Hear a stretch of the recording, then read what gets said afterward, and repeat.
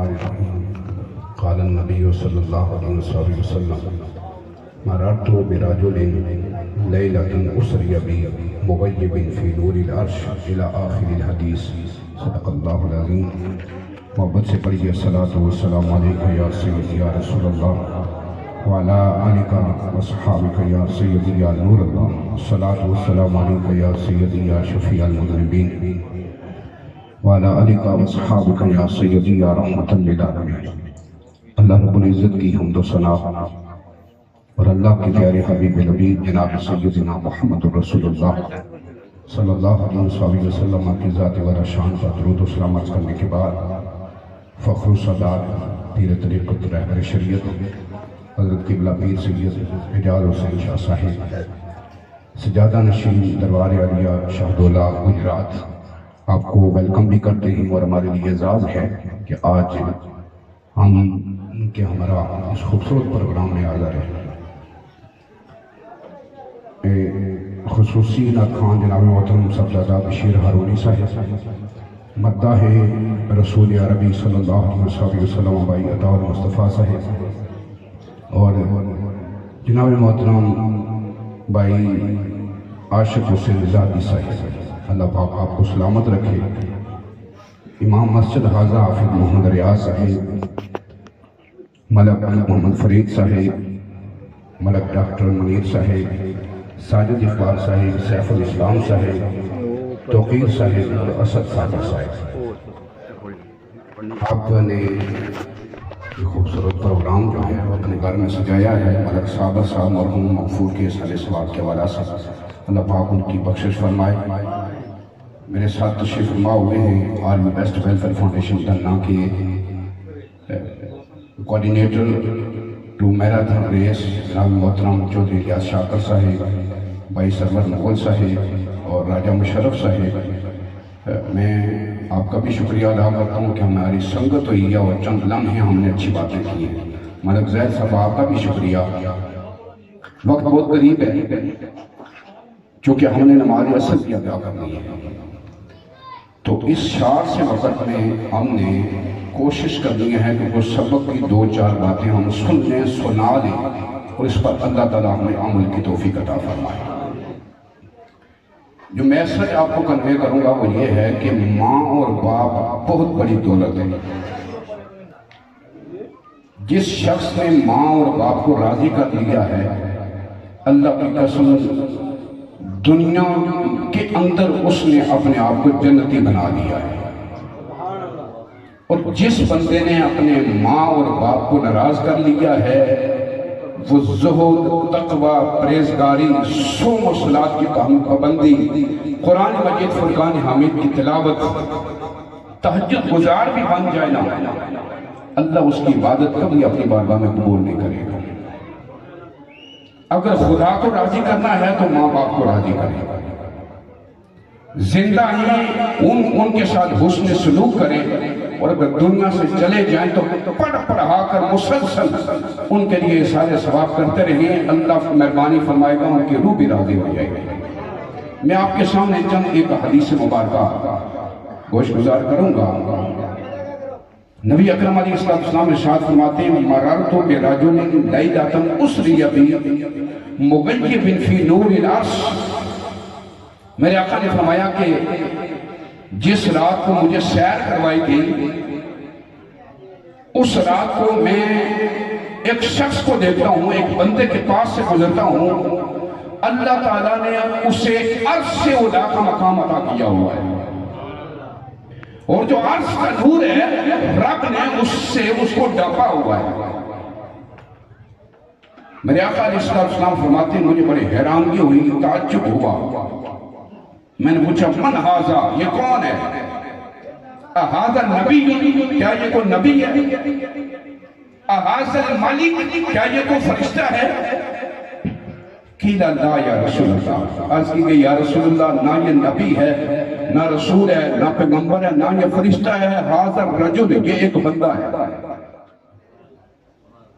لیکن تین کوالٹیز تھی اس بندے کی، تین خصوصیات تھی اس بندے کی کہ وہ بندہ دنیا کے اندر رہ کر کے تین کام کرتا رہا اللہ رب العزت نے اس کے ان 3 کاموں کو قبول فرمایا، اسے عرش اولا کے بلندیاں عطا فرمایا۔ وہ 3 کام کون سے ہیں؟ پہلا کام فرمایا کانا لسانہ رطب من ذکر اللہ تعالی، فرمایا اس کا پہلا کام یہ تھا کہ اس کی زبان اللہ کے ذکر سے تر رہتی تھی۔ زبان پر غیبت، چغلی، جھوٹ، فراڈ، گالی گلوچ، یہ چیزیں اس کی زبان کے اوپر نہیں تھی، بلکہ جب بھی بولا ہے خدا کا ذکر کیا ہے یا مصطفیٰ کی نعت پڑھی ہے۔ پہلا کام اس کا یہ تھا۔ آج میں آپ کو یہ نوجوان جو ہیں ینگسٹر، میں آپ کو متوجہ کرنا چاہوں گا۔ آج ایک بات کی جاتی ہے جی یہ محافل آپ کیوں سجاتے ہیں؟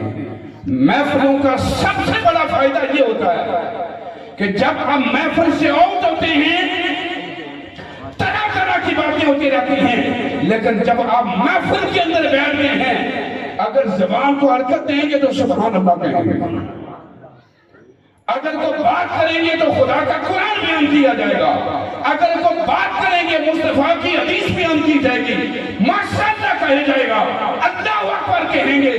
میں کہتا ہوں محفل کا سب سے بڑا فائدہ یہ ہوتا ہے کہ بندہ برائیوں سے بچ جاتا ہے۔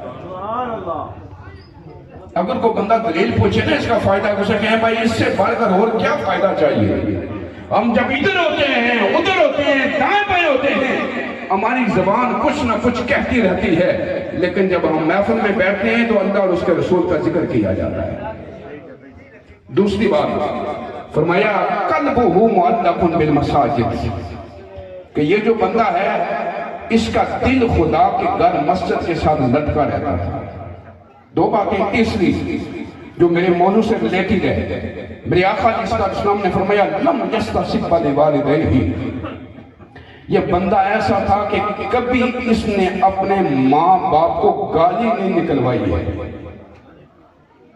اتنا باکردار تھا، اتنے حسن اخلاق کا مالک تھا اور اتنا اچھا انسان تھا، جب بھی اس کا کردار دیکھا لوگوں نے کہا یار کیا بات ہے، کس عظیم ماں کا بیٹا ہے، کس عظیم باپ کا بیٹا ہے، کیا اچھی تربیت ہے والد کی، کیا اچھا کردار ہے اس بچے کا۔ فرمایا یہ 3 باتیں اس بندے کی تھی۔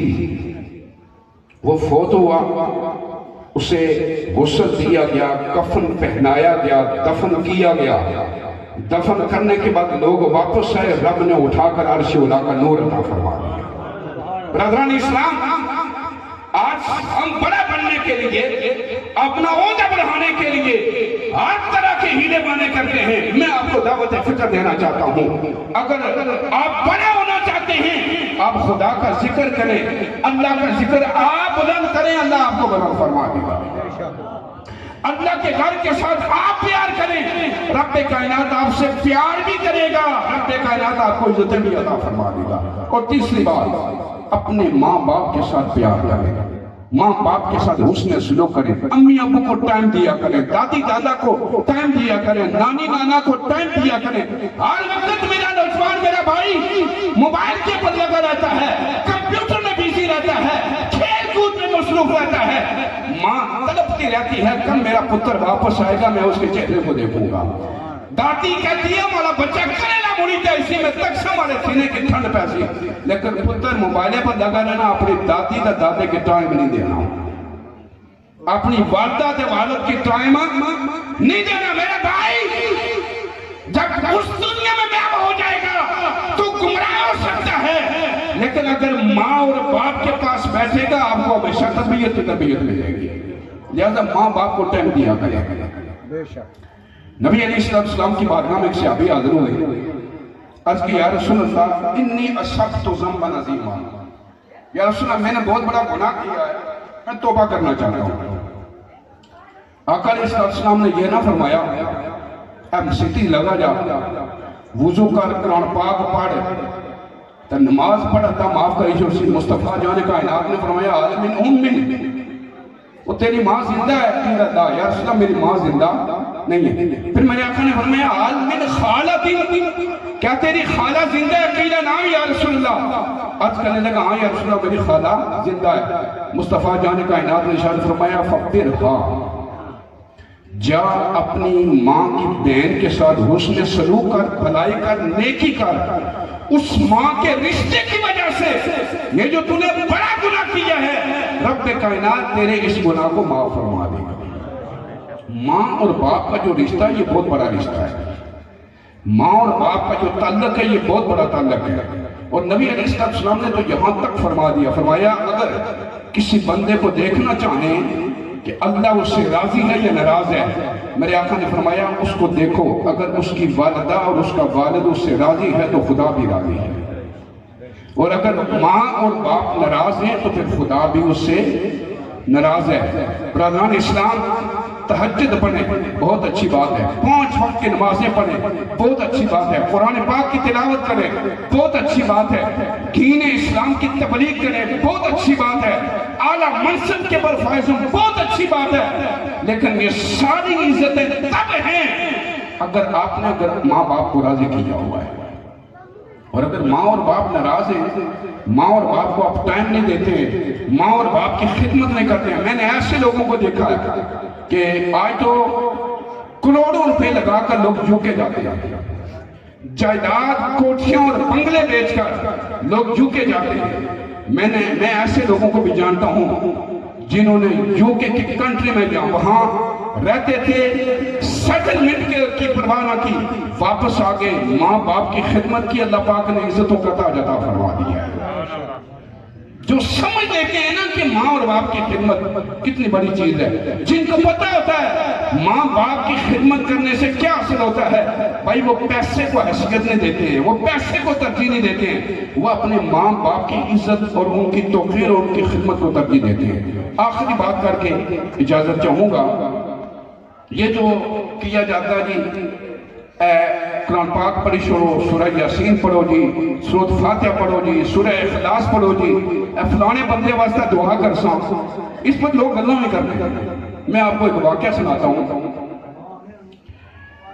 علامہ نینوی رحمۃ اللہ تعالیٰ علیہ نے یہ واقعہ نقل کیا ہے، وہ فرماتے ہیں کہ ایک شخص کہتا ہے دخلت فی مقابر مکہ، کہ میں مکہ کے قبرستان میں داخل ہوا، فوضعت راسی علی قبر، میں نے ویسے ہی اپنا سر ایک قبر کے پاس رکھا، میں سو جاتا ہوں، فرائیت اہل المقابر حلقۃ حلقۃ، وہ فرماتے ہیں کہ میں نے حالت خواب میں سارے قبرستان والوں کو دیکھا کہ وہ آپس میں کوئی شے تقسیم کر رہے ہیں۔ میں نے پوچھا اقامت القیامہ، کیا قیامت قائم ہوئی ہے اور موٹے سارے زندہ ہو گئے؟ قیل اللہ، قیامت قائم نہیں ہوئی ہے، ولیکن رجل من اخواننا، ہمارے بھائیوں میں سے ایک بھائی تھا، اور سورہ اخلاص نہ ثواب اصلا تقسیم کرنے آ جائیں تک وہ ثواب ختم نہیں ہو جائے۔ اے دوستو، ایک دفعہ سورہ اخلاص پڑھی تو کوئی بندہ آگا یا اللہ اے جتنے قبرستان علیہ سارے کی اس نے ثواب بچا، اللہ سورہ اخلاص کی برکت ہے انہیں کی بخشش چھوڑ، تو وہ مردہ اپنے رفع کی اتنی خوشی ہوئی ہے، سال ہوئی ہے اسے سورہ اخلاص نہ ثواب تقسیم کرنے آنے ثواب ختم نہیں ہویا۔ ملک فرید صاحب اور ماسٹر فرید صاحب دوئے بندے، اے دوستو میں جس لئے پورا قرآن پاک پڑھیا جائے چودھری صاحب، پورا قرآن پاک پڑھیا جائے، 1 قرآن 2 قرآن 3 قرآن 4 قرآن، تو اللہ نے بار گئے عرض کری جائے اللہ جی اسانے ہاتھ بھی گناہگار، ساڑیاں زبانہ بھی گناہگار، اسانیاں حرکتاں بھی کوئی چنگیاں، اللہ تعالیٰ قرآن سچایا، اس قرآن نے وسیلے میں اللہ پاک مرحوم نے کامل بخشش فرمائی شروع، اللہ جی انہیں کی جنتی چالا مقام عطا فرمائی شروع، تو یقین جانیو قرآن نہ ایسا وسیلہ آیا، اگر رب نے بارگاہ یہ وسیلہ دے شروع، اللہ اس وسیلے کی قدر برات نہیں کر لگا۔ اللہ تبارک و تعالیٰ سے سارے کی عمل کی توفیق عطا فرمائے۔ ملک صابر صاحب بڑے چنگے بندے، بڑے اچھے اخلاق میں مالک، اس نے اخلاق میں پیکر سن